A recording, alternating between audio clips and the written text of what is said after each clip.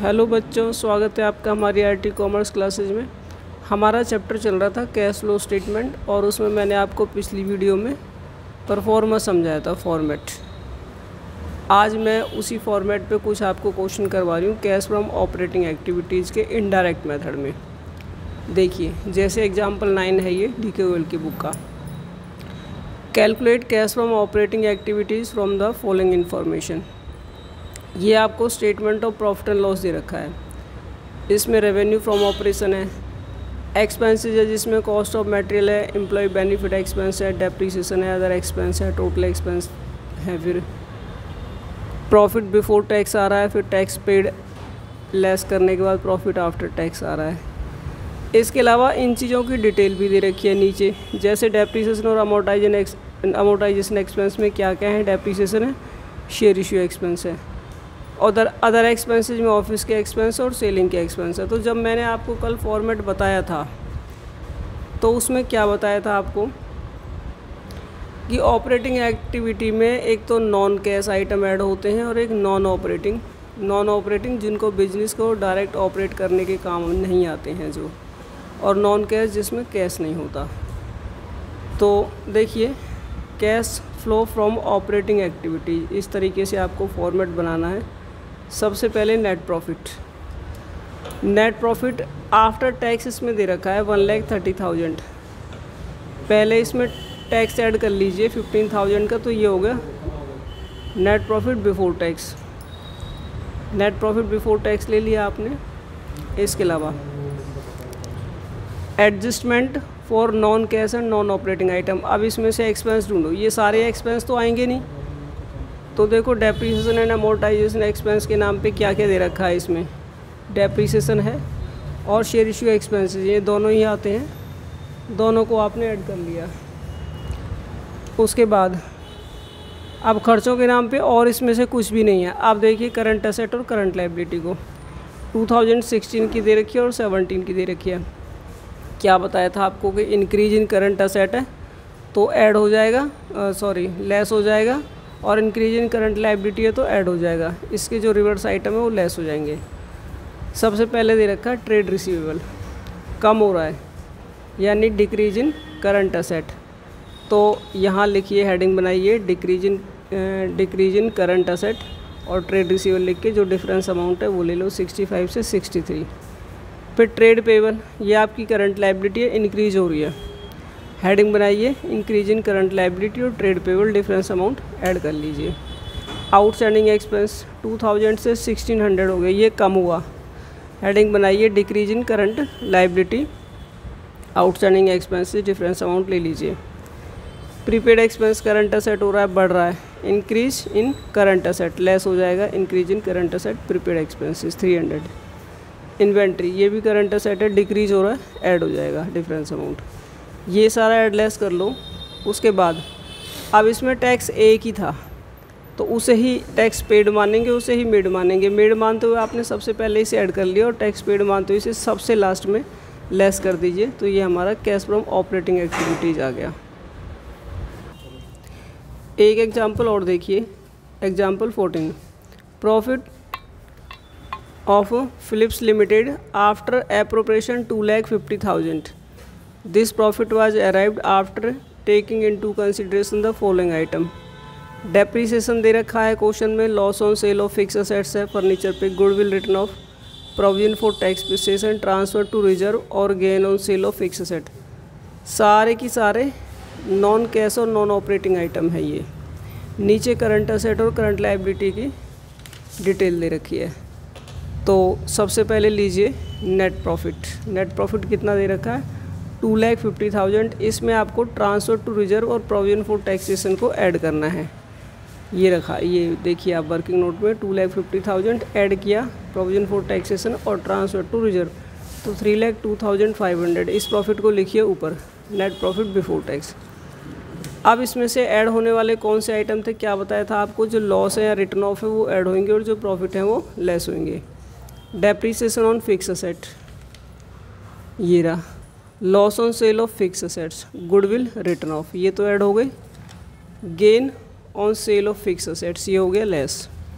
ये आ गया net profit before working capital change. Working capital का मतलब current asset minus current liability, यानी कि करंट असेट और करंट लायबिलिटी से पहले का जो कुछ होना है उससे पहले प्रॉफिट। अब करंट असेट और लायबिलिटी को देखिए, 16 है और 17 है। ट्रेड रिसीवेबल 50,000 से 62,000। ट्रेड रिसीवेबल क्या होता है?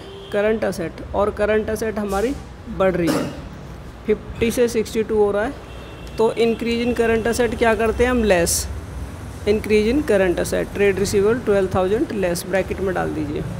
ट्रेड पेबल लायबिलिटी होता है और लायबिलिटी हमारी बढ़ रही है, अगर इंक्रीज इन लायबिलिटी है तो हम उसे ऐड करते हैं। Increase in current liability trade payable 10,000 add. उसके बाद हमारा इन्वेंट्री करंट असेट है 12,000 से 8,000, तो डिक्रीज हो रहा है, अगर करंट असेट डिक्रीज होगा तो हम उसे ऐड करेंगे। Decrease in current asset inventory 4,000। Income received in advance, advance में इनकम रिसीव होती है तो वो करंट लायबिलिटी होती है। और देखो पहले 8,000 है, फिर कुछ भी नहीं है, मतलब डिक्रीज वाली कैटेगरी है, तो decrease in current liability less, ये लेस कर दिया आपने 8,000। आउटस्टैंडिंग एक्सपेंसेस 6,000 से 3,000। आउटस्टैंडिंग एक्सपेंस होते हैं करंट लायबिलिटी डिक्रीज, तो करंट लायबिलिटी डिक्रीज तो लेस, ये लेस कर दिया आपने आउटस्टैंडिंग एक्सपेंस 3,000 का। प्रीपेड एक्सपेंस होता है असेट, पहले नहीं और अब है, यानी कि बढ़ा है, इंक्रीज है, तो increase in current asset less हो जाएगा आपका प्रीपेड एक्सपेंस। ये सारा प्लस माइनस करने के बाद, और जो टैक्स है एक ही है तो वही ऐड और वही लेस। इनकम टैक्स 35,000 लेस करिए, और ये आ गया आपका कैश फ्रॉम ऑपरेटिंग एक्टिविटीज़।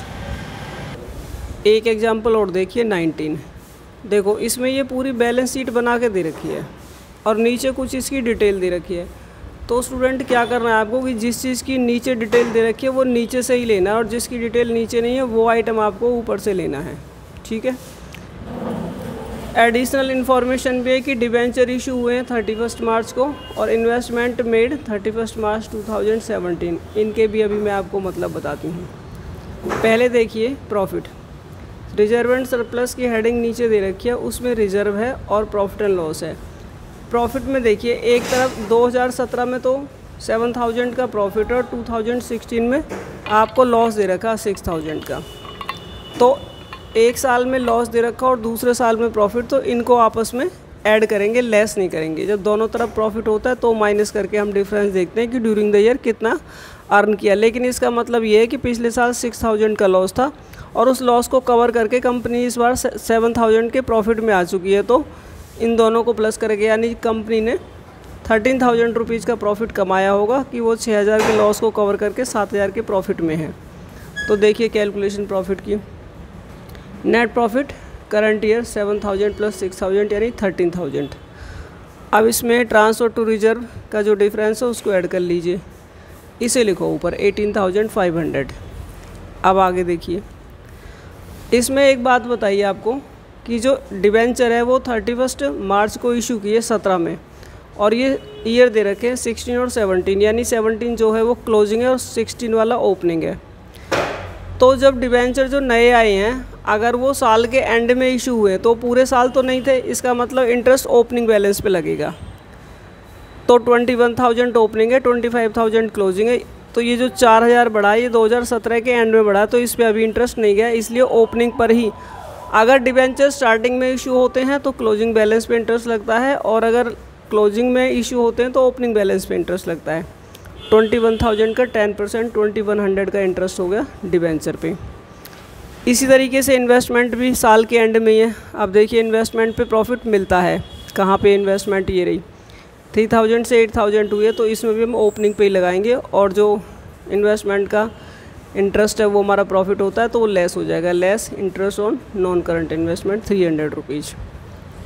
इसके अलावा गुडविल देखिए 10,000 से 8,000 हो गई है, 2,000 राइट ऑफ है, ये ऐड हो जाएगी।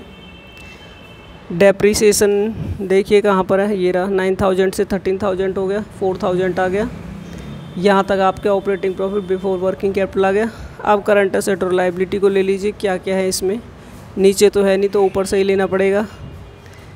इन्वेंट्री 6,000 से 24,500 बढ़ रहा है, इंक्रीज़ हो रहा है, increase in current asset less हो जाएगा हमारा 18,500।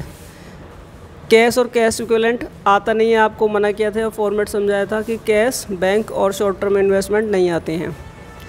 असेट में ये की था लाइबिलिटी, ट्रेड पेबल 8500 से 12500 हो रहा है, ये बढ़ रहा है, increase in current liability add हो जाता है, ये ऐड हो गया, और ये सारा प्लस माइनस करके हमारा net cash flow from operating activities आ गया 11800। तो बच्चों उम्मीद है तुम्हें ये ऑपरेटिंग एक्टिविटीज़ समझ में आ गया होगा।